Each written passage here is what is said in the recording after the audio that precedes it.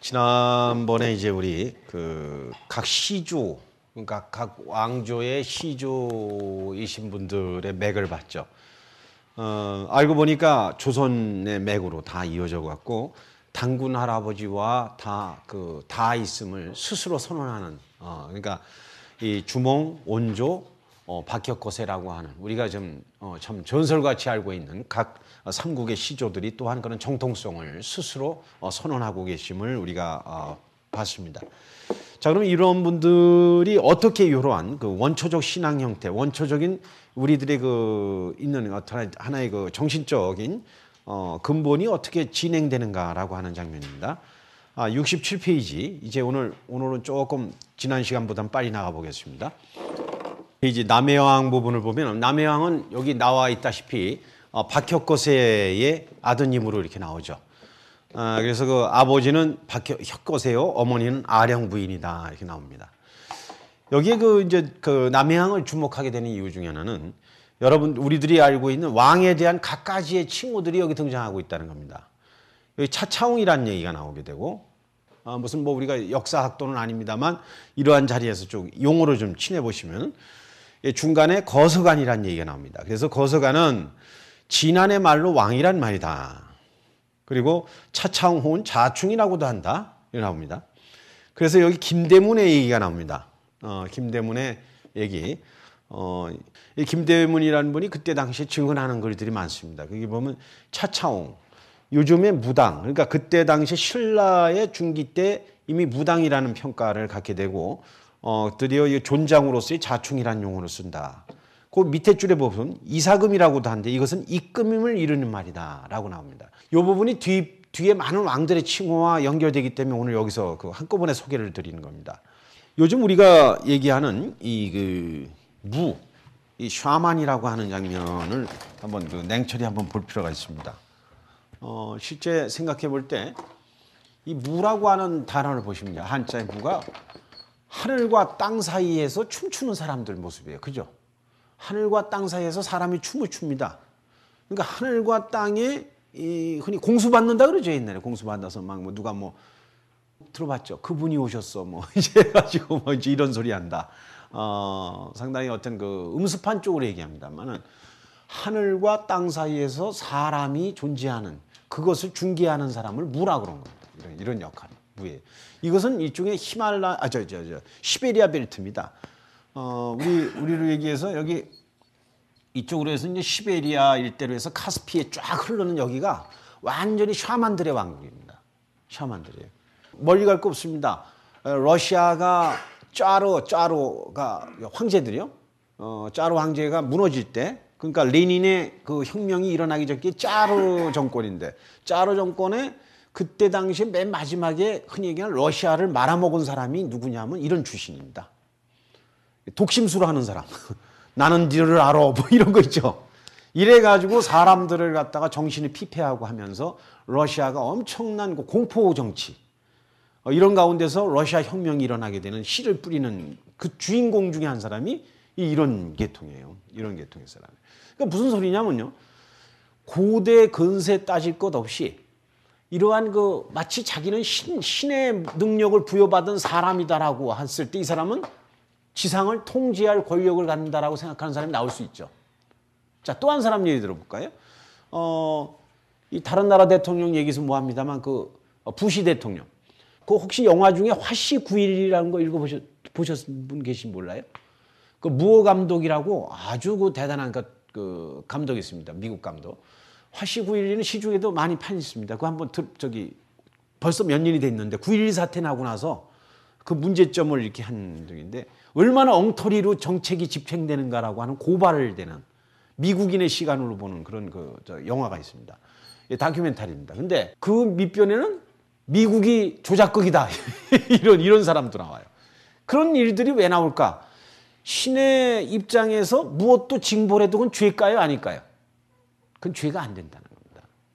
이게 지금 오늘날 나 자신은 뭔가 나의 정통성을 어떤 하늘, 신, 어떤 무엇은 절대적 힘에 의해서 되기 때문에 나는 무슨 짓을 해도 된다라고 하는 사람들이 등장하게 되는 빌미거든요. 근데 그 밑변에는요, 지금 나오는 이 남해왕, 남의 차차홍과 같이 사실은 이때 이분이 차차홍이라는 말을 썼다는 것 자체가 여기 보면 무당이라고 그랬지 않습니까? 김대문 선생이. 그렇죠? 무당이라는 말을 썼어요. 이 얘기는 뭐냐? 흔히 얘기하는 바 역사학계 용어가 있습니다. 재정일치 사회라는 얘기 많이 했죠. 우리 학교 다닐 때도 나오죠. 재정일치. 이 말을 뭐 구태의연하다 생각하지 말고 한번 생각해 보자는 말이에요. 재정일치. 그러니까 제사장이에요. 하늘에 대한 제사적 입장과 정치, 현실의 정치를 일치해서 재정일치적 입장에 나 이 사람이 나다라고 자기를 개념합니다. 그럼 이 사람보다 권한이 강한 사람이 있을 수가 없어요. 이게. 그러니까 지금 자 근세사 아까 러시아 얘기했고 부시 대통령 얘기했는데 좀 더 올라가면은 이 세계사를 좀 한번 공시적으로 뭔가 통시적은 수직적으로 보는, 공시적은 수평적으로 보는 건데 이 역사를 볼 때 보면 수직적으로 보면 연대기표죠, 그죠? 공시적으로 보면 지금 동시대에 지금 일본에서 일어나는 거, 저기 월가에서 일어나는 거 동시대를 보는 게 공시화라고. 이거 언어학에서 쓰는 용어입니다만은 공시적으로 이렇게 볼 때 일어나는 것들에서 우리들이 지금 당혹스러운 것들이 많죠. 예를 들어서 지금 이란 같은 경우에 호메이니 등장 이후에 신정정치거든요. 이란의 대통령은 거기에 있는 아야툴라라고 하는 어떤 최고의 신정적 권위를 갖는 사람 앞에 가면 아무것도 힘이 없습니다. 그러니까 행정수반이지 어떤 국가 정체적 마지막 결정하라는 때는 이 사람들이 힘을 못 써요. 신정정치이기 때문에.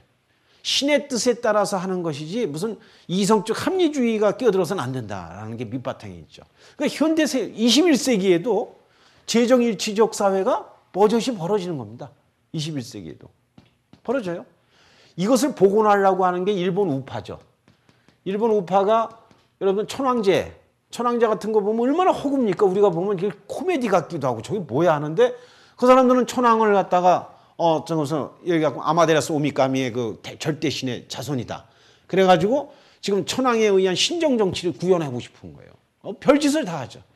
그러니까 이 얘기는 우리한테도 지금 토양이나 어떤 민족 이런 걸 떠나서 그런 요소가 얼마든지 작동할 수 있는 계기가 되는데, 자, 지나간 과거에 이것이 아주 잘못된 단추로 끼워진 것 중에 하나는 인류사의 9.11만큼 빈라덴이 버린 그 9.11, 자기가 빈라덴이 자기가 무슨 정의의 수호자인 양 해갖고 얼마나 많은 무고한 사람을 죽였습니까만 이거야 정반대의 현상이 십자군 전쟁이죠.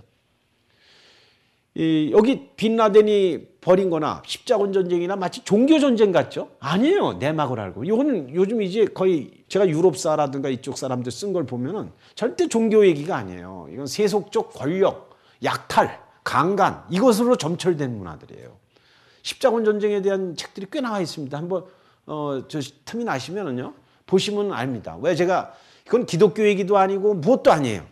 인간이 얼마나 탐욕스럽고 자기를 합리화할 수 있는가라는 얘기인데, 그때 가서 아랍권에서 저지른 행위는요 도저히 인간으로서 저질렀을 수 없는 상상을 절하는 행패를 부렸어요. 십자군들이.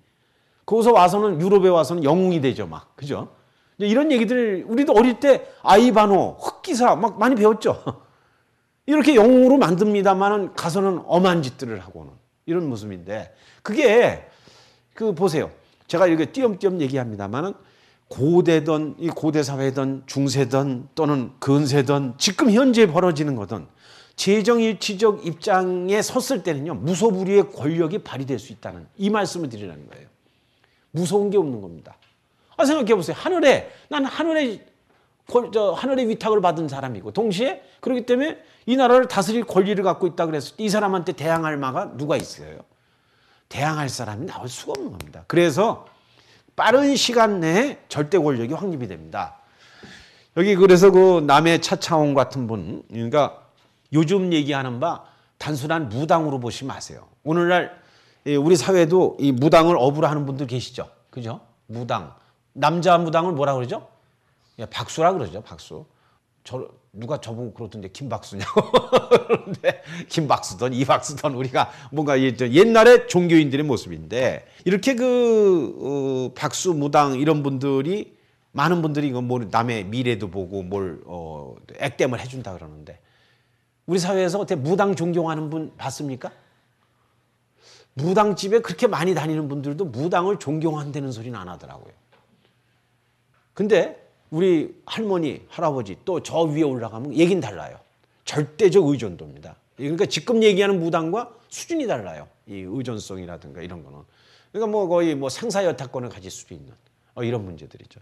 이거 우리나라만이 문제가 아니라 그랬습니까? 대표적으로 시베리아 벨트 이쪽으로 다 있고 뭡니까? 남태평양에 가도 지금도 조그만 부족들 거기에 계속 남아 있고 이번에 지진 난 아이티 같은 경우에 아이티의 독특한 아프리카 종교와 기독교의 짬뽕이 된 종교가 부두교라는 게 있습니다. 부두교가 예를 들어서 이게 인형입니다. 인형이면 딱 이따 우리 강보부를 여기다가 이게 강보부예요. 강보부 딱 그림 그려놓고 강보부 이마를 침으로 탁 찍어 그럼 아파 막 이제 이런 주술적 그런 영화도 나오고 그러죠. 그거가 아주 강한 남의 피를 뿌려갖고 죽은 닭피 같은 거 뿌려갖고 저주를 내는 거 이런 거에 강해요. 그쪽이. 그게 이제 아프리카 종교와 기독교의 결합인데 이런 밑바탕에 그 사제의 권한은요 생사여타권을 가져요. 지금도 사제가 그래서 누구를 죽이라 그래도 그건 신도가 와서 죽여버려요. 그 정도의 그러니까 근대에도요 넥타이 메고 차 몰고 다니면서 그런 일이 벌어진단 말이에요. 따라서 이거는 과거의 사건을 보지 마세요. 근데 우리나라에서 재정일치적 흐름이 사실은 뭐 긍정인지 부정인지 이러한 의식이 잠재돼 버리는 사건이 전번에 소격서 얘기했던가요? 했었죠. 그거를 한번 되살려 보세요. 소격서. 그 조광조 선생의 소격서가 소격동이 그래서 남았다 그랬죠. 소격서가 없어짐으로 해서 이러한 우리 그러니까 국사봉 내지는 산신적 기도했던 나라의 왕이 나서서 했던 이 공식적 것은 이 무대에서 사라집니다. 그럼 어떻게 돼요? 음지로 들어가죠. 뭐든지 음지로 들어가면 이게 문제가 발생합니다. 오히려 공식화시켰을 땐 정리가 가능한데 음지로 돼버리면 갖가지의 부조리 내지는 비리가 거기서 양성이 되는데 그게 이제 그 상당히 그 수준 낮은 무당들이 양성이 돼요. 그전에는 상당히 수준이 높은 사람들이었어요. 이제 그것이 우리한테 계승되는 데 있어서 많이 왜곡됐다라는 것을 법원님들이 한번 생각해 보고요. 자, 그래서 이제 우선 여기서 차차원, 거서관 이런 이름들을 한번 친숙하게 우리 가봅니다. 자, 68페이지 피시면은 이 탈해왕 부분은 다음 이 노래왕 탈해왕하고 연결시켜서 그때 보기로 하고요. 두 번째 문단에 고전에는 하고서 어떤 사람은 임금을 마리간이라고 했다. 그런데 마리간이란 서열을 뜻하는 방언이다. 예? 서열. 마리간이란 말이 서열이라는 말이라는 거죠. 서열. 그러니까 서열의 가장 위는 임금이죠, 당신이. 그죠? 그럼 앞에 있던 입금이라는 말에서 나온 말이면 입금이라면 이빨이 얼마나 중요한지가 이제 나옵니다. 뒷부분에 노래왕에서 나오는데 이 입금에서 나온 말이 여러분들 친숙한 말이 있어요. 뭐가 있을까요? 독특한 우리나라 말. 임금이란 말이 여기서 나왔죠. 그러니까 상감마마 뭐 어쩌고저쩌고 하지만 입금에서 나온 말이 임금이죠. 임금께서 할 때 입금. 이게 조선시대까지 계속 내려온 겁니다. 보면은 뭐 이때는 고대 사회니까 야 옛날이야 이게 아니에요. 이빨이 튼튼해야지 권력자래요. 이빨이 튼튼해야지 이게 이빨 갖고 평가하는 얘기가 나옵니다. 권력의 상징인데 그래서 입금이 이제 임금으로 나오고 그랬을 때 서열이 매겨지니까 서열이 매겨진 상태를 마리간이라고 그런다. 그 여기 지금 보면은 자기가 무엇을 더 표상했느냐의 문제죠. 예를 들어서 우리나라 같은 경우엔 대통령제죠. 정치적 제도로 얘기하면. 하지만 일본은 입헌군주제 아닙니까? 일본이나 영국 같은 경우. 그러니까 거기는 행정수반으로 수상을 얘기하고 대표권으로 이제 왕을 얘기하죠. 근데 그건 상당히 다르죠. 다른데 뭐 예를 들면 어느 정치가 더 낫다 이전에 예를 들면 왕이라고 하든 대통령이라고 하든 수상이라고 하든 그건 어떤 상황에 따라서 부르기 문제죠. 그걸 갖고 무슨 뭐 어떻게 얘기할 입장은 아니죠. 우리들이 이제 이런 입장에서 칭호를 즐기십사라고 해서 제가 말씀드린 겁니다. 그리고 여기 아직도 논쟁이 되고 있는 개념 중에 하나가 갈문왕이라는 개념이 나옵니다. 이 부분이 이게 뒤에 가서 이제 얘기거리가 되기 때문에 제가 아무리 논쟁이 돼도 얘기할 수밖에 없는데 이 갈문왕 무슨 갈문왕 이런 얘기가 나오는데 나중에 진흥왕 부분에 가서 우리가 불교의 흐름을 보려면은 이분은 이 갈문왕 얘기가 나와요. 그래서 잠깐이라도 보시면 이 갈문왕은 아직도 정립이 안 돼 있는 걸로 제가 알고 있습니다. 사학적 논문을 좀 찾아봤는데 아직도 그래요. 이게 좀 옛날부터 논쟁인데 대략 넓게 보면 이겁니다. 왕이 됐는데 왕의 아버지가 있을까 합니다. 왕 못된 사람.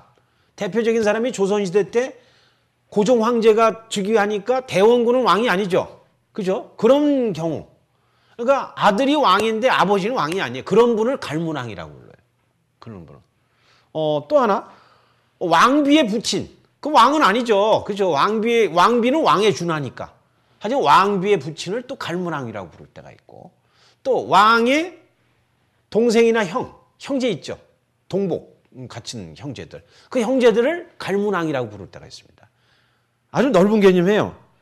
그런가 하면은 영국에 지금 그 여왕의 남편이 있죠. 남편이 있단 말이에요. 이 사람 같은 경우가 이것도 갈문왕이라고. 여왕의 남편. 여기도 갈문왕. 그러니까 상당히 넓은 개념이죠. 그 왕의 옆에 있는 사람 이렇게 머리에 두시면 될 것 같아요. 이 왕과 떨어질 수 없는 가까운 분. 이런 분을 보통 갈문왕이라고. 명예직 같은데 어느 날은요. 이 사람들이 구테타의 주모자가 되기도 합니다. 권력 잡으려고. 이런 일들이 이제 신라하대에 많이 일어나거든요. 자, 그거는 이제 이 역사 사례로 놔두고요. 지금 이제 마리간까지 봤어요. 왕에 대한 그 절대 권력이 신에게 위탁받은 절대 권력이 세속적 권력으로서 어떻게 등장하는가 이 문제죠.